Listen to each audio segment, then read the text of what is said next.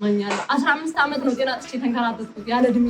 በቀደም የመጀመሪያ ቀን የጠጣሁት ቀን ይወጣልኝ ያቦ ነበር የወሰድኩት። ያስኩት ጠፋል ገንዘቤ በአካውንት ሳይቀር ተሰርቄ አውቃለሁ። ሁለተኛ ዛሬ ሶስተኛዬ ነው። በቀደም ግን መስከረም ማለት መጀመሪያ ያየሁት ነገር ነበረ። በጣም ይለያል። የኔ ነገር እግዚአብሔርና እኔ ብቻ እናውቃለን። መጨረሻዬን እንዲያሳምርልኝ ጸልዩልኝ። የእውነት ነው የምነግራችሁ።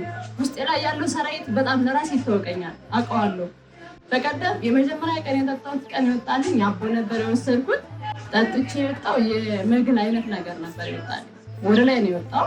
ውስጤ ላይ ግን የሚንፈራገጥ የሚንቀሳቀስ ነገር አለ። እንደዚህ በዚህ የሄደ ምናምን ጮቤ ነገር ሁሉ አለ። ላውቀው ግን አልችልም ምን እንደሆነ።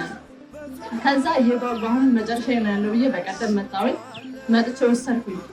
ጠጣሁትና በቃ እንደዚህ ተንበርክኬ መሄድ ጀመርኩ። በቃ ምን ልችለው አልቻልኩም። በቃ ወላሂ በጣም ወርታሽ ነው ስሜት የሚሰማኝና ከዛ ከ3 ሰዓት ከ4 ሰዓት ልዩነት በኋላ ወርታሽ ነው መጣኝና ወርታሽ ነው የሚለኝ ወርታሽ ነው የሚለኝ። የወጣ ነገር ግን የለም። ያው ራሱ እንትን የጠጣሁትና የሆነ ሌላ ደግሞ ብቻ ነገር ነው የወጣው። አሁንም የሚንቀሳቀስ ባህሪውን አልቀየረም አለ።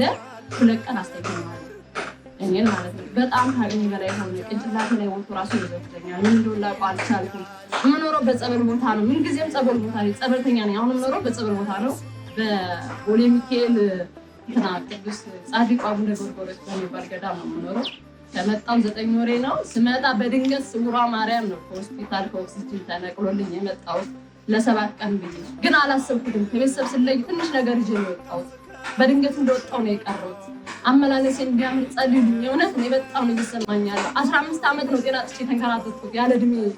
በቃ ወገን ቤተሰብ ተከትሎኝ አያውቅም። ማስታመኝ የሚያውቅ ሰው የለም። ባዳ ነው እያስታመመኝ ያለው። አንድ ከጓደኞች ጋር ጸልያለሁ። ድጋሚ መምጣት መመላለስ ስለማልችል የመጨረሻሽን ያሳምረው ብላችሁ ጸልዩልኝ። የእውነት ጸልዩልኝ። ያሳዝናለሁ በጣም ነው ህይወቴ እየተመሰቃቀለብኝ ያለው። ያመንኩት ይከዳኛል። ያስኩት ጠፋል ገንዘቤ በአካውንት ሳይቀር ተሰርቄ አውቃለሁ። ምክንያት አድርጓ ወስዶብኛል። ባዶ አሁንም አካውንቱ አይሰራም። ዘግቼ ነው የምኖረው። ሌላ አካውንት ዘግቼ ነው የምኖረው። መድኃኒዓለም የኔን ነገር መጨረሻውን ያሳምርልኝ። ለእናንተም ደግሞ ለምስክርነት ብቁ።